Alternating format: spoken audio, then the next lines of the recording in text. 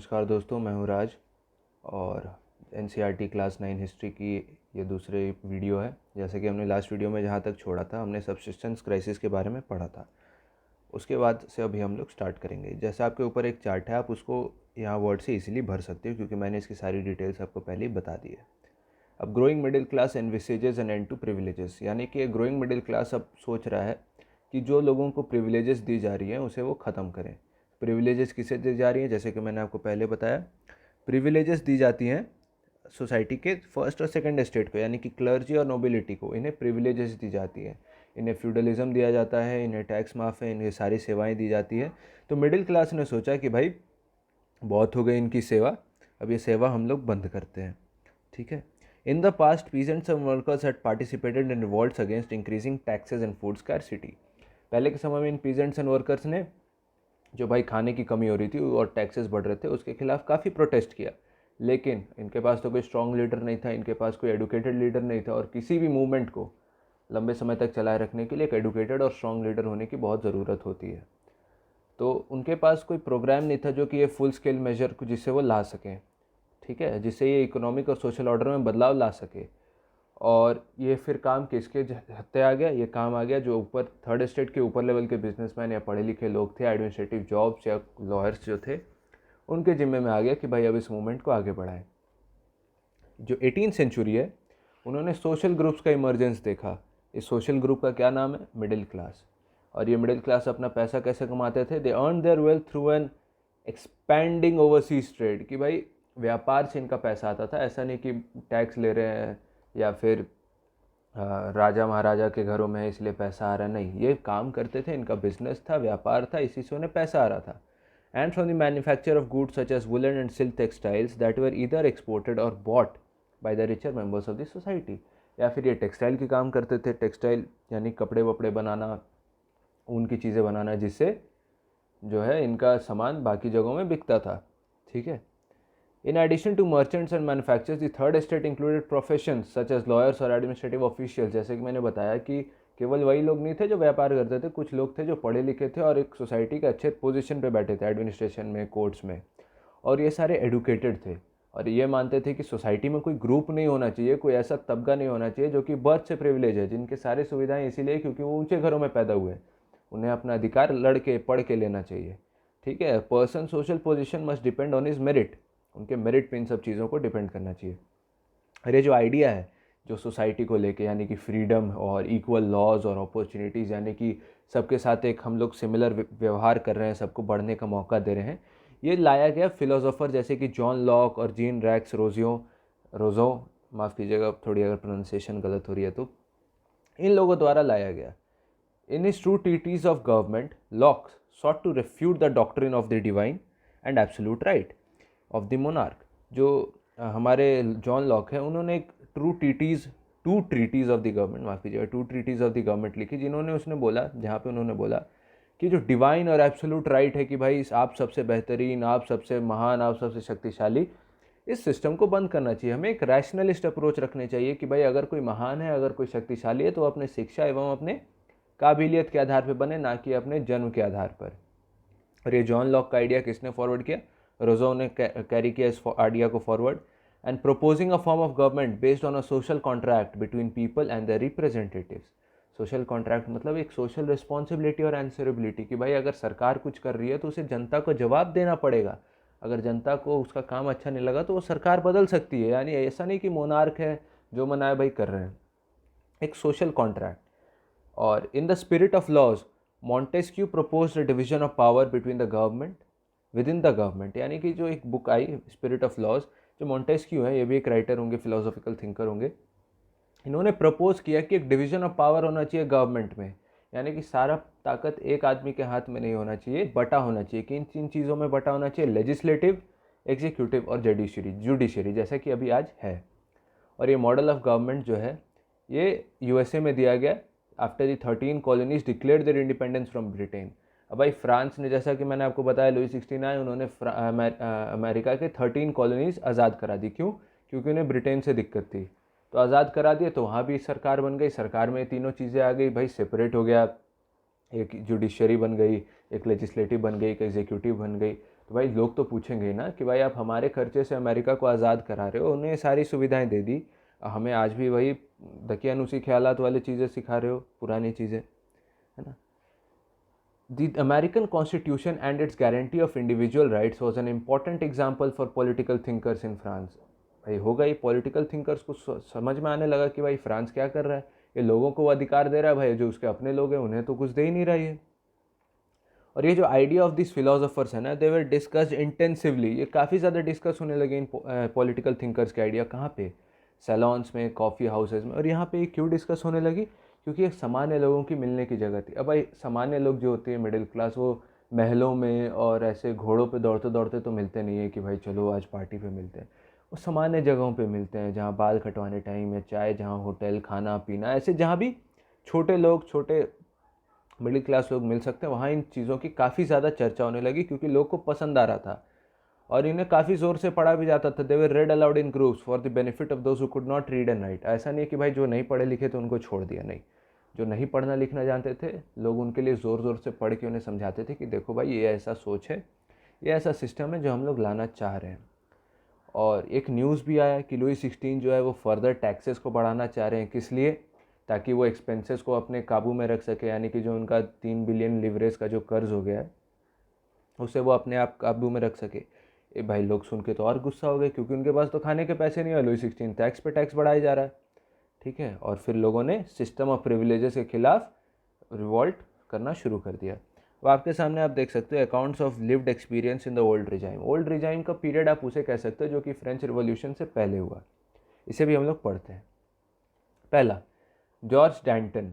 George डैंटन की experience है ये, जो कि बाद में रिवॉल्यूशनरी पॉलिटिक्स जो है फ्रांस के बदलाव की, यानी कि फ्रेंच रिवॉल्यूशन की, उसमें काफ़ी ज़्यादा एक्टिव हो जाएंगे। लेकिन उन्होंने ये लेटर लिखा था अपने दोस्त को जब उन्होंने अपनी कॉलेज ख़त्म की थी, यानी कि 1793 में उन्होंने इस लेटर को लिखा था।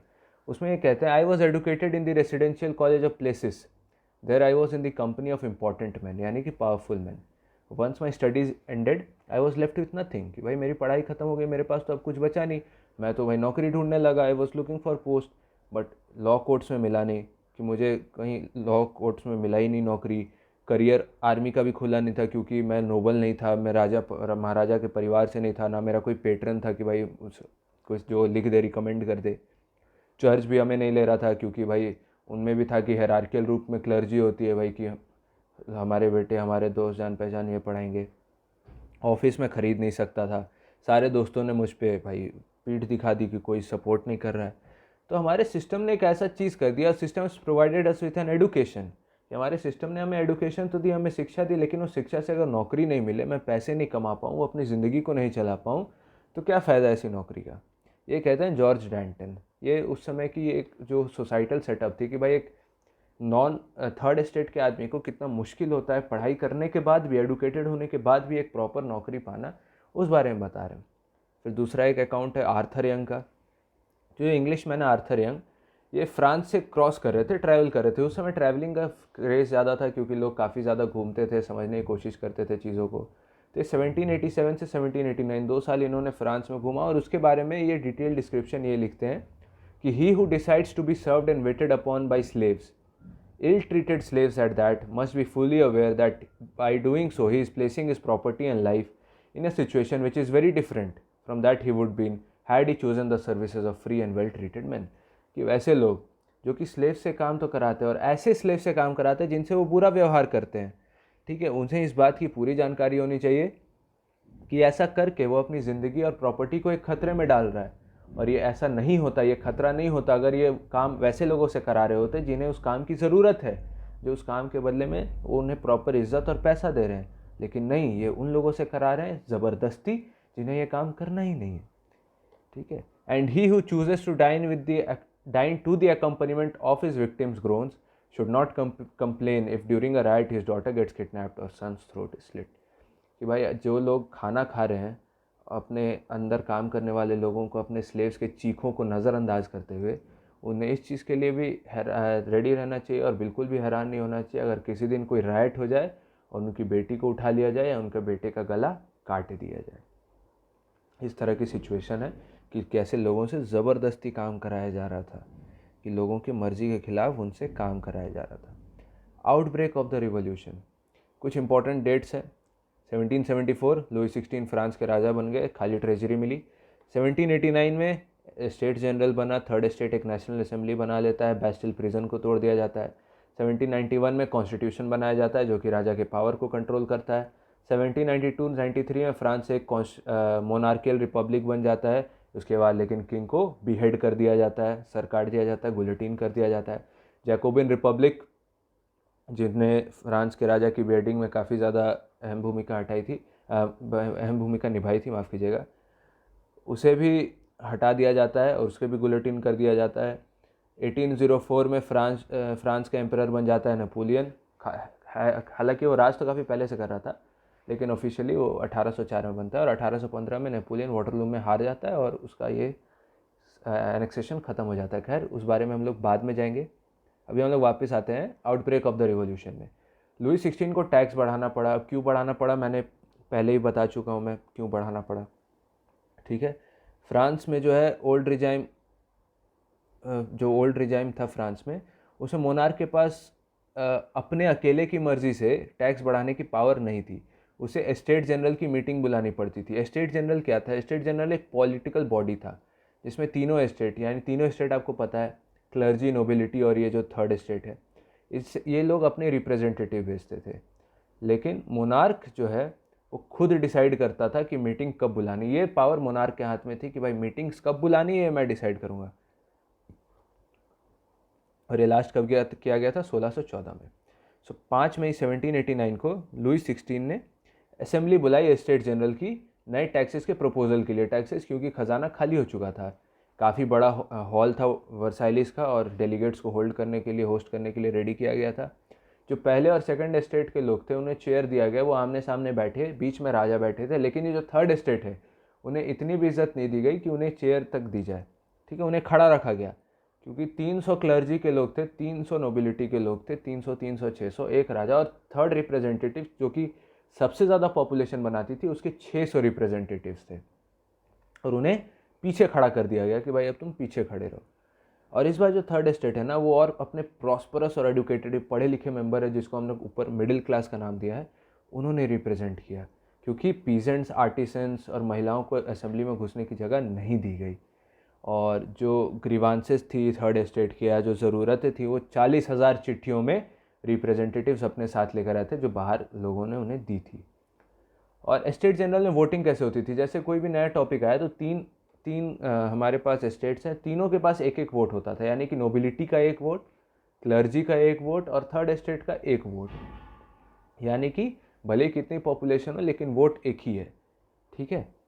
तो इस बार लेकिन लुई 16 यही करना चाहता था, वो भी हमेशा की तरह यही करना चाहता था, लेकिन थर्ड स्टेट वालों ने डिमांड किया कि भाई वोटिंग जो हो असेंबली के एज अ होल हो, यानी कि हर एक स्टेट को एक वोट ना देके हर एक आदमी जो कि उस हॉल में है उसको एक वोट दिया जाए। अब ये लोग जानते थे कि भाई ऐसा करने से, क्योंकि हम लोग तो ज़्यादा पॉपुलेशन, अगर ऐसा करेंगे तो इनकी तो तानाशाही नहीं चलेगी। और ये आइडिया जो है ये रोज़ो ने अपने बुक सोशल कॉन्ट्रैक्ट में लिखा भी था, ठीक है। लेकिन जब किंग लुई 16 ने भाई प्रपोजल को तो मना कर दिया, उसको पता तब तो भाई हमारी बात कोई सुनेगा ही नहीं, तो जो थर्ड स्टेट के लोग हैं ये असेंबली से बाहर चले गए। उन्होंने बोला कि भाई नहीं करना है। अब जो representatives of the third state हैं उन्होंने अपने आप को पूरा फ्रेंच नेशन का एक स्पोक्स पर्सन समझ लिया था कि भाई हम थर्ड स्टेट के लिए बात करेंगे, ठीक है। 20 जून को ये मिले थे indoor tennis court in the grounds of Versailles में। वर्साइलिस के ग्राउंड में एक टेनिस कोर्ट मिले, लेकिन इससे पहले लुई 16 से भी इन्होंने मिलने की कोशिश की, लेकिन लुई 16 ने भाई मिलने से मना कर दिया, कि राजा ने मिलने से भी मना कर दिया कि भाई हमें तुमसे मिलना नहीं है, ठीक है। तो अब ये लास्ट में अब क्या करते, तो ये इन्होंने अपने आप को एक नेशनल असेंबली घोषित कर दिया और ये बोले कि भाई अब हम डिस्पर्स नहीं होंगे, अब हम अलग नहीं होंगे जब तक हमारा फ्रांस का एक कॉन्स्टिट्यूशन नहीं बन जाता। और वो कॉन्स्टिट्यूशन क्या करेगा? वो राजा के पावर को कंट्रोल करेगा। और ये कॉन्स्टिट्यूएंट असेंबली जो है, जो कॉन्स्टिट्यूशन बनाएगी, उसे लीड किसने किया? उसको लीड किया गया मिराबो और एबेसियस द्वारा। अब जानते हैं ये लोग कौन थे? मिराबो जो थे वो एक नोबल फैमिली में बॉर्न हुए थे, लेकिन वो क्या चाहते थे? वो चाहते थे कि सोसाइटी जो है वो फ्यूडल प्रिविलेजेस, यानी कि जो बाय बर्थ प्रिविलेजेस है पैसे लेने के या टैक्सेस लेने के, इससे आज़ाद रहे। वो एक जर्नल भी लिखते थे और वर्साइलिस में जो क्राउड है उसको काफ़ी एक पावरफुल स्पीच भी देते थे, ठीक है। अब आपके सामने एक फ़ोटो है, preparatory sketch of the large painting by Jacques Louis David. The painting was intended to be hung in the National Assembly. ये उस समय की जो हमारा टेनिस ग्राउंड ट्रीटी है उसकी ये पोर्ट्रेट है, आप देख सकते हो। जो बीच में चेयर पे खड़े हैं वो उनका नाम है, ऊपर बॉक्स में दिया गया है बेली, ये प्रेसिडेंट ऑफ द असेंबली है। और इस टेबल पे खड़े हैं लीडर और बाकी लोग उनके समर्थन में। और जो दूसरे थे एबे सेज, वो क्या थे, ओरिजिनली एक प्रीस्ट थे और काफ़ी एक इन्फ्लुएंशियल पैम्पलेट लिखते थे, व्हाट इज़ थर्ड एस्टेट। यानी कि आप देख सकते हो कि थर्ड एस्टेट के साथ एक नोबिलिटी के मेंबर थे और एक क्लर्जी के भी मेंबर थे। ठीक है। When the national assembly was busy at Versailles, अभी जो नेशनल असेंबली जो है जब वर्साइलिस में अपना कॉन्स्टिट्यूशन बना रही थी तो बाकी फ्रांस में बवाल हो गया था। काफ़ी ज़्यादा ठंड आ चुकी थी, ठंड ज़्यादा हुई तो यानी कि हार्वेस्ट ख़राब होगा, लोगों की खेती ख़राब हुई। खेती ख़राब होने की वजह से क्या हुआ, इनके ब्रेड के दाम बढ़ गए, वहाँ की जो मेन स्टेपल डाइट है ब्रेड, उसके दाम बढ़ गए। ठीक है। और ऐसा इसकी वजह से क्या हो गया कि बेकर जो हैं वो सप्लाईज़ रोकने लगे ताकि और ज़्यादा दाम मिले। अब भाई सप्लाईज़ रोकने लगे तो भाई बेकरी के बाहर लंबे लंबे लाइन लगने लगे, खाना सबको खाना है, भूख सबको लगा है। तो अब लास्ट में परेशान होकर जो महिलाएं थी वो गुस्सा होकर अंदर घुस गई, तोड़ फोड़ करने लगी। इसी वजह से क्या हो गया, राजा ने बोला कि अब तो भाई सिचुएशन ठीक नहीं है, तो ट्रूप्स को बुलाओ और पेरिस में घुसो। ठीक है। ये और इसी के बाद से 14 जुलाई जो है, यही खबर सुन के, जैसा कि हम लोग चैप्टर के स्टार्टिंग में हम लोगों ने पढ़ा कि ये जो क्राउड है इन्होंने अपने आप को बचाने के लिए जो है बैस्टिल प्रिजन को तोड़ दिया। किस लिए, ताकि उन्हें आर्म्स मिले, लेकिन उन्हें आर्म्स नहीं मिले। और कंट्री साइड में क्या हो रहा था, rumours spread from village to village that they are lords of the manor. Manor क्या होता है, देखिए आपके सामने न्यू वर्ड्स बॉक्स में लिखा हुआ है। मैनर होता है an estate consisting of the lord's land and is mansion. यानी कि मैनर एक बड़े ऐसा प्लॉट होता है, एक ऐसा ज़मीन होता है जिसमें वहाँ के जो लॉर्ड है या फिर राजा है या ज़मींदार हैं, जो भी है, हिंदी में जो जिसको ज़मींदार कहते हैं, फ्रेंच में उसको मैनर कहते हैं। तो उनका जो घर है उस इलाके को मैनर बोलते हैं। ठीक है। तो उनके ज़मींदार ने यानी कि मैनर ने ब्रिगेंड्स के बैंड्स हायर किए, यानी कि मर्सेनरीज, यानी कि जो लोग मारते पीटते हैं उन्हें हायर किया है। किस लिए भाई, ताकि ये सारे फसल तोड़ दे, ख़राब कर दे, बेकार कर दे। अब भाई किसान जिनके पास कुछ नहीं था फसल के अलावा, वो तो भाई परेशान हो गए कि अब हम क्या करें। तो इसीलिए उन्होंने जो मिला उन्हें गुस्सा में पिच फोक्स होज जो मिला उन्हें वो लेके चटौक पर हमला कर दिया। चटौक क्या होता है, a castle or stately residence belonging to a king or a noble man. जहाँ ये मैनोर रहता है उसके महल को लोग चटौक्स कहते हैं। माफ़ कीजिएगा अगर प्रोनाउंसिएशन गलत है, मैं पहले ही बोला, क्योंकि ये फ्रेंच वर्ड से हो सकता है मेरी प्रोनाउंसिएशन थोड़ी गलत हो। वीडियो के बीच में कहना चाहूँगा दोस्तों कि लाइक शेयर सब्सक्राइब ज़रूर कीजिएगा, आप लोगों ने नहीं किया है तो, क्योंकि उससे मोटिवेशन मिलती है और ताकि मैं और अच्छे वीडियोस, मतलब अपने तरफ से तो मैं अच्छे करने की कोशिश कर रहा हूँ। आपके कोई फीडबैक्स है तो प्लीज़ मुझे ज़रूर बताएं कमेंट सेक्शन में, ताकि मैं ऐसी वीडियोस लाते रहूँ। तो ये जो भाई लोग थे, इन्होंने सारा जो अनाज था जो उन्होंने रखा था अपने कैसल में जमा करके इन लोगों से, उसको ले लिया और जो सारी इनके ज़मीनों की कागज़ थी उन्हें जला दिया। जैसे कि हम लोग रिवॉल्ट ऑफ 1857 में देखा था कि ज़मींदारी के पेपर्स को सारे जला दिया था, उसी तरह इसको भी जला दिया। और बाकी सारे ऐसे जो नोबल से डर गए भाई, और ये कहाँ चले गए, नेबरिंग कंट्रीज़ में चले गए। तो face with the power of his revolting subjects, कि भाई देख अब लुई 16 भी देखने लगा कि भाई सब्जेक्ट्स मेरे रिवॉल्ट कर रहे हैं। तो लुई 16 ने क्या सोचा कि हाँ भाई नेशनल असेंबली को रिकॉग्नाइज़ कर लेते, और उन्होंने रिकॉग्नाइज़ कर लिया। ठीक है। और उन्होंने ये भी माना कि आज के बाद जो मेरे पावर्स हैं वो कॉन्स्टिट्यूशन के द्वारा चेक होंगे। 4 अगस्त 1789 को असेंबली यानी नेशनल असेंबली ने एक डिक्री यानी कि लॉ पास की, जिसने feudal system of obligation and taxes को बंद कर दिया। यानी कि जो 3 हिस्सों में आप टैक्स ले रहे हैं उसे आप बंद कीजिए। क्लर्जी जो है उन्हें अपने प्रिविलेजेस को छोड़ने के लिए मजबूर किया कि भाई आप जो राजा महाराजा जैसा जी रहे हो, अब आपको नहीं जीना है ऐसे, आप भी आप सामान्य लोग जैसे जियोगे। टिथेस यानी कि जो चर्च लेता था tax 1/10 of the agricultural produce, उसे बंद किया गया। और जो लैंड ओन किए जाते थे चर्च के द्वारा उसे भी कॉन्फिस्केट कर लिया गया। और एज अ रिज़ल्ट जहाँ वो सरकार लुई 16 की सरकार 3 बिलियन लिवरेज के कर्ज में थी, और इस सरकार ने जो नेशनल असेंबली के द्वारा जो सरकार बनी, उन्होंने 2 बिलियन लिवरेज को तो ऐसी एसेट्स को पा लिया। क्यों? क्लर्जी और टिथेस की ये जो प्रिविलेजेस हैं उसको रोक कर। तो आप देख सकते हो कैसे मैल एडमिनिस्ट्रेशन हो रही थी। यहाँ के आगे France becomes a constitutional monarchy मैं अगले वीडियो में कवर करूँगा। आशा करता हूँ आपको ये वीडियो पसंद आई। Thank you for watching. ध्यान रखिए।